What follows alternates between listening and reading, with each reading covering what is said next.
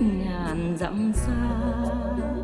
Chàng ơi đã có cùng ta vòng tay một thuở thân ngà ấp yêu. So he probably had Brahman disciples and Muslim disciples or any other old traditional religion, but they became Buddha's disciples. But as the Buddha was not like a dictator, he let any of his disciples continue to follow their religion.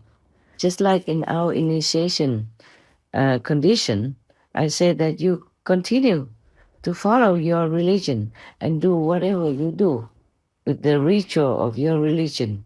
You don't have to change anything.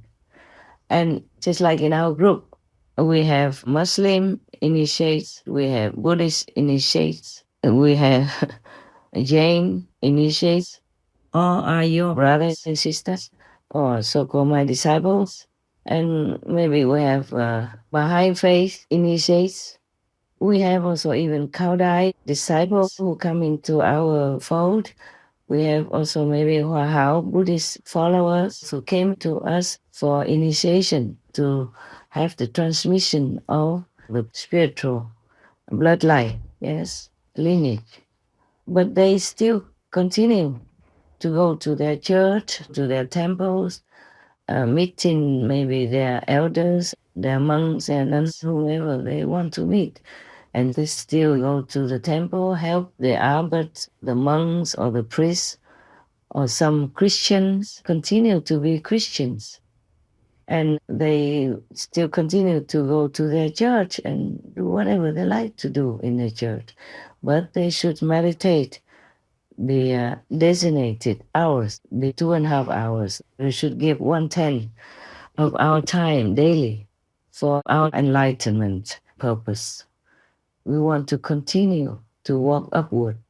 We just take baby steps and get enlightenment, immediate enlightenment, where you can see the inner light of heaven, the aura around the Buddha in your vision. You can hear the melodious word from God, the teaching of heaven directly. So that is your enlightenment. But it's not a complete enlightenment. It takes some more time.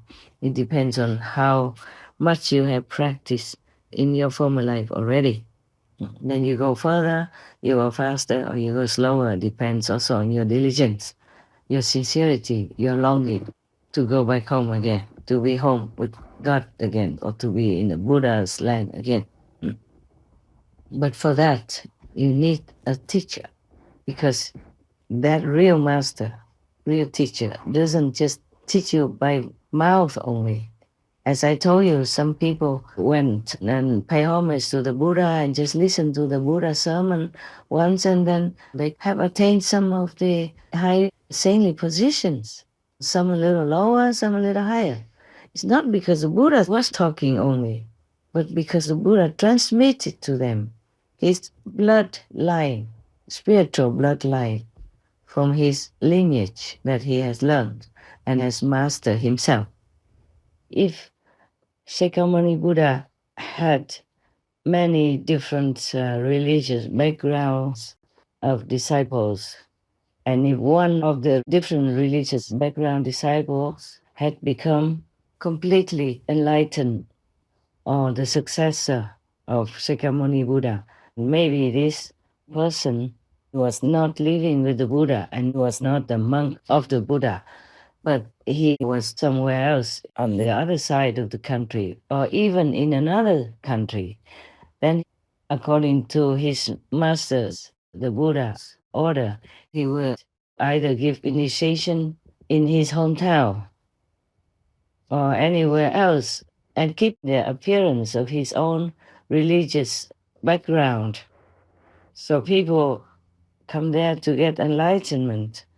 I don't have to see a person from a different religious order like the Buddhas.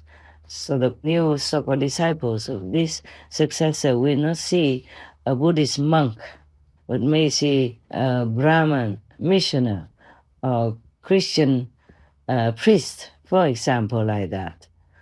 That doesn't mean that priest or that missioner does not have enlightenment lineage from the Buddha. It just he looks different because the enlightenment lineage is from inside, just like the blood in your veins. This is an invisible spiritual blood vein, so you will not see. So it doesn't matter if a master has the same religion as the founder or not, like that disciple of the Buddha from a different religious background. He will not look like a Buddhist monk. He doesn't look like one of the Buddha's monks. He might wear the Christian clothes of a priest, or he might just wear a Brahmin kind of traditional dress, or he might just wear ordinary clothes, but he is enlightened and he is a successor. So this here is the problem with many people who want enlightenment so much, want to have a master, but they're always looking in their own religious system. Like a Buddhist would go look for a monk, a Christian would go look for a priest, and same with many other religions. It's like a river, it doesn't have to flow in the same direction all the time. Sometimes it goes underground and then comes up again in another location. And you might think that is a different river, but it is the continuation of the original river high above from some mountain somewhere. So if people have an open mind and they are really sincere in their heart, then they will meet the master. Do not look at the appearance of the master.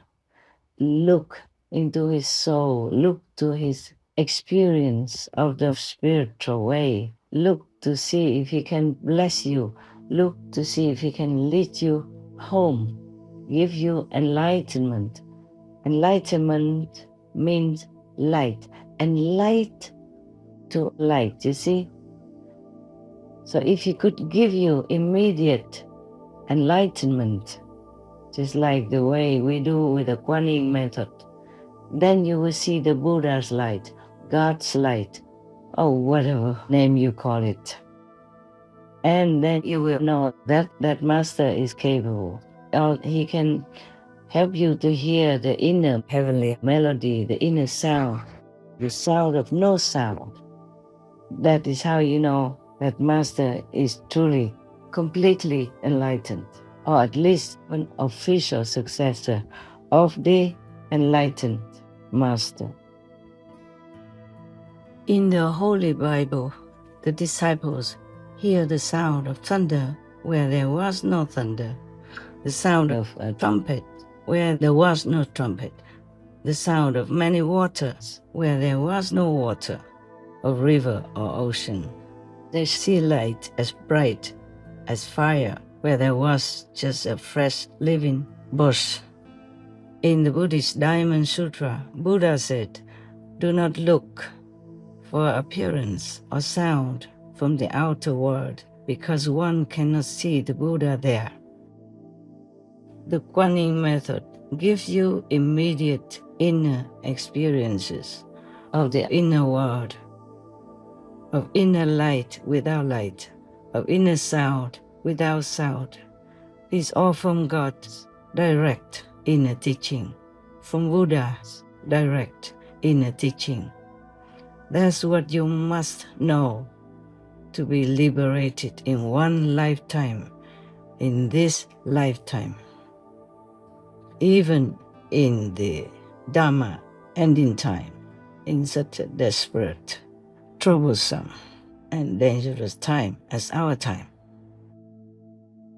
When Milarepa went to seek enlightenment with Mapa, he couldn't wait much longer because Mapa, the master, kept testing him, making him do all kinds of work, labor, work, hard work, building one shed after another, one house after another. That's it, didn't teach him anything. And then beat him up also. And he had scars and was wounded and bleeding. And the wife of Maba, the master, felt very sorry for Milarepa. So she fake a letter as if the master, Maba, her husband, had written it and give it to Milarepa to go to find his appointed, designated disciple in some other place nearby, another village or another city, and give him that letter saying that the master wanted him to give initiation to this person, Milarepa. So that disciple did that, but Milarepa had no experience at all of the inner heavenly light and of the word of the Buddhas or God inside him. So that designated disciple who could give initiation had doubt. He suspected that maybe Mapa, the original master, did not give permission. So later, that's how they found out that it was true like that. It was just his wife who felt sorry for Milarepa and was touched by his sincere and humble longing for initiation, so she faked the letter. At the end, finally, Milarepa had the initiation, and at that time, he had inner experiences, just like the way you, the initiated people, do. Sometimes there are fake masters possessed by demon, some high demon, and that demon can make you feel like this master is real. They just use some magic power, to temporarily lure you into thinking, oh, I feel something, so this must be a master. It's not like that. So the real master truly is also hard to find. And I hope he or she won't beat you up like Mapa did to Milarepa and then just give you enlightenment immediately the way I give it to my own disciples. So it depends on your luck, hey? Okay, but the criteria is that you have to see the light of heaven and hear the voice of heaven, the word of God, the teaching of the Buddha directly. That's the criteria. Người ơi, ta thật không ngờ bây giờ tình đã xa mờ hối vang. Que tout est fini, je ne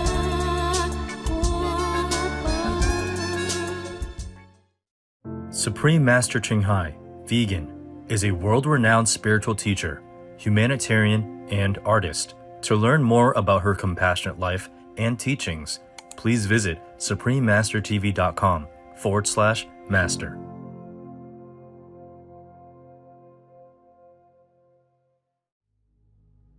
Vegan, tested positive for all contagious good elements. The most powerful daily prayer for any time and before meditation, which is the order from God, and Supreme Master CHINGHAI shares with us by His blessed grace. We humbly worship, praise, thank, obey, and love God Almighty, the Most High, the greatest, for world vegan, world peace, and our soul liberation. We thank, love, praise the only Son of God, who is the ultimate Master for our salvation. We follow the teaching of all the saints and sages. We thank, love, and praise them, who are the representatives of God for our spiritual elevation.